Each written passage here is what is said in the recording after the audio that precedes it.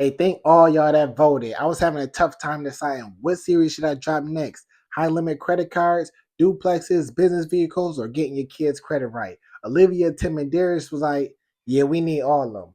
Trust me, I got y'all. Y'all gonna get this work. But Isaiah, Josh, and Nemo kept saying, drop that duplex story first. So that's what we're gonna do this week.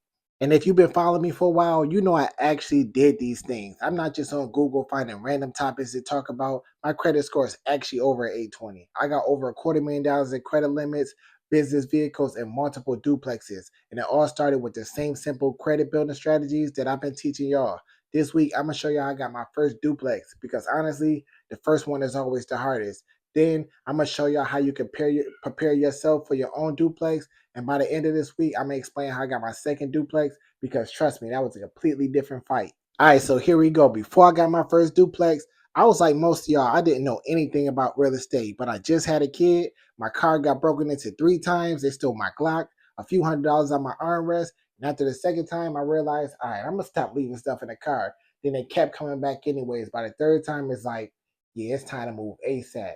That's when I found out about the NACA program. It's an amazing program if you can qualify for it because they help you with your down payment, your closing costs, and credit doesn't matter as much. At this time, it was during COVID, so instead of in-person workshop, they had me watch like a 4-hour video, and I was taking notes like I was getting tested at the end. Once it was over, they gave you like an access code so you could log into the portal and you could sign up for a meeting with your counselor. What I didn't know is I didn't know they was gonna be in my business all crazy like that, and I didn't know that the meeting was gonna be a couple months out. So I waited my couple months. I waited like 3 months for my meeting, and nobody called. So I hit the people up like, yo, nobody called me for my meeting. They're like, oh yeah, your counselor retired. We're gonna set you up with a new one. So they made me wait another month. The same thing happened again. And then again, and then again. By the third time, it's like, all right, I'm done with this company. I'm gonna try something different. And then somebody told me, bro, you got good credit and you got money. You don't need NACA. I had no idea. But while all of this waiting was going on, me and my family moved into an apartment in the suburbs. And honestly, the apartment process changed my life too because they verified everything. My income had to be 3 times the rent, and the process felt so intense. I thought they was just being racist, if I'm being honest. But instead of playing victim, I started taking notes again, realizing this probably how the bank actually thinks. Between the apartment process and the NECA seminar, I basically had a blueprint for buying my own house. Now, here was my problem. I was a borrower making mostly cash, no paper trail. So at this point, I intentionally started making a paper trail. Every single week, I deposit 1,100 into a bank account. On Tuesdays, 300. On Saturdays, 800. Every week for over a year. I was very consistent. I didn't have a job. I broke down deposits that way because during the apartment process, they told me deposits over $1,000 couldn't be counted as usable income. Remember, I was taking notes. Then for the first time in my life, I voluntarily filed my taxes. I claimed 54,000 in income. I even calculated ahead of time how much taxes I was going to owe based on that amount and created saving plans to prepare for that. Meanwhile, I'm stacking my money in the bank. I'm paying rent directly from my bank account. I'm building consistent payment history and keeping my credit strong. No missed payments, utilization under 10%, no new inquiries for 6 months, everything intentional, and eventually I applied a little earlier than planned because I should have waited until I had 2 years of tax return, but I didn't. But what the bank did, they basically averaged out my income for the rest of the year and used that and gave me a pre-approval based on that number. It's lit now. So during this whole process, I came across this guy named Julian Gordon, and he taught a concept called house hacking, using the FHA loans with 3.5% down to slowly build your real estate portfolio.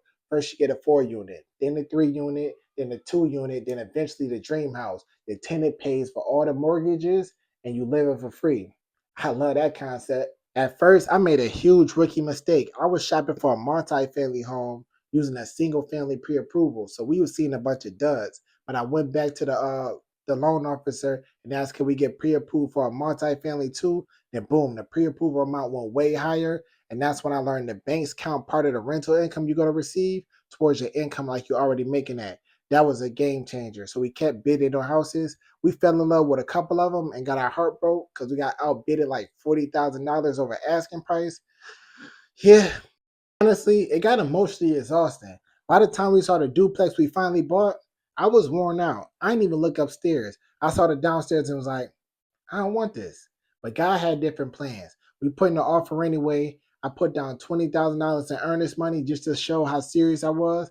And at closing, I got back like $4,500. And I remember closing like on the 27th. So rent was doing like 3 more days. And we bought the house with a tenant in it. And they paid me rent in a couple days. You know what I mean? We made 750 and instantly my house became an asset. At the same time, the apartment we was previously renting, they went from like 1050 to 1250 a month. Meanwhile, my mortgage was only like 1231. So I went from renting half a duplex for 1250 to owning a whole duplex for basically the same price, while the tenant paid me 750 a month. By that time, my whole mindset had changed. The craziest part though, I learned houses is way more customizable than I ever realized. Walls could be removed, floors could be changed, windows could be redone. That same place I really thought was ugly, after the renovations, I was proud of it. So that's my story. The next video, I'm gonna show you how you can prepare yourself to buy your first multi-family home too.